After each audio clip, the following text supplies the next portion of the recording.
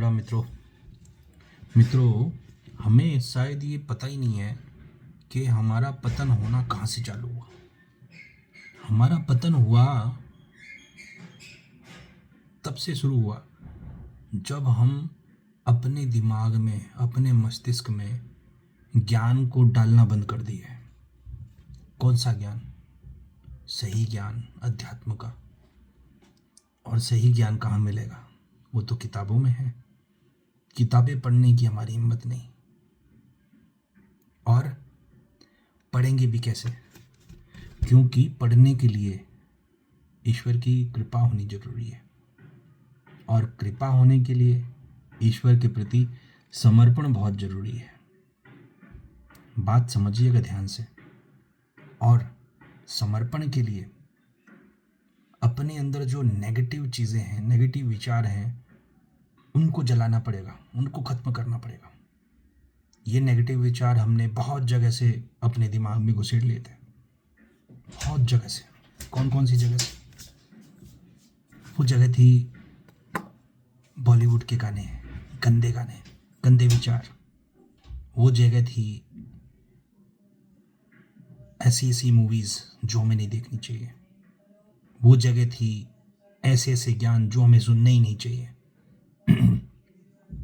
कहीं किताबें हमने ऐसी पढ़ी, कहीं संगति ऐसी कर ली।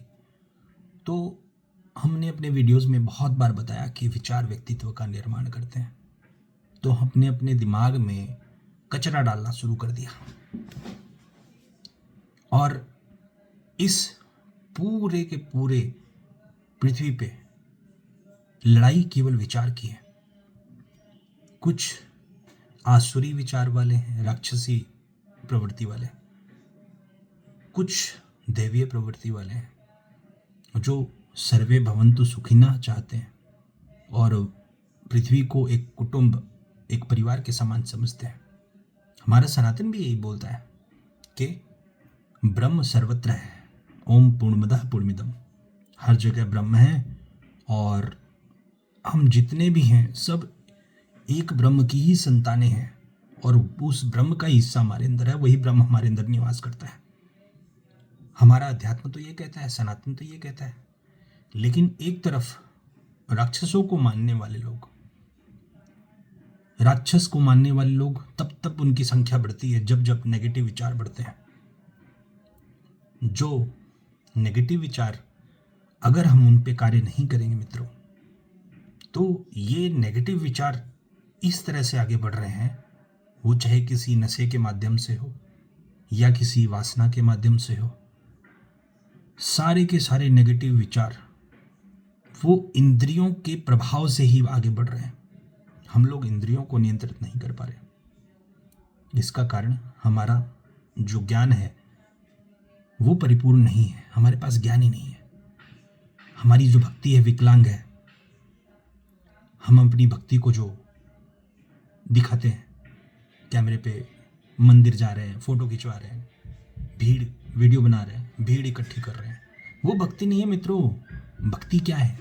भक्ति वो है जो ज्ञान के साथ आए, जहाँ पे आप एक मस्तिष्क के साथ में उस ब्रह्मांड की शक्ति से ट्यून कर रहे हो और उस ईश्वर को कनेक्ट कर रहे हो जो आपके अंदर है, हमारे अंदर है। हमें वो समझना है कि हमारे शास्त्र कहते हैं कि यथा पिंडे तथा ब्रह्मांडे।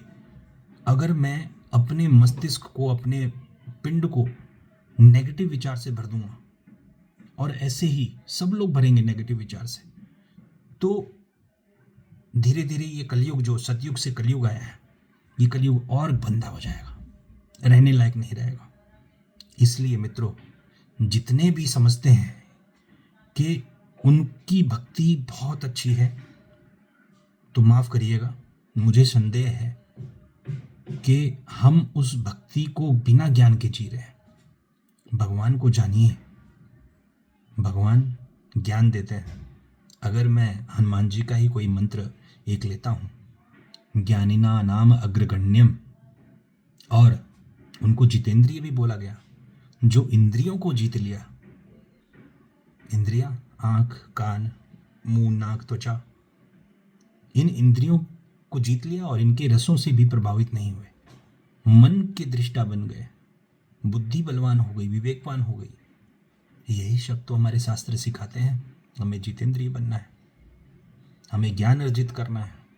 ज्ञानिना नाम अग्रगण्यम सकल गुण निधानम वानराणाम अधीशम रघुपति प्रिय भक्तम आत्मजातम नमामि।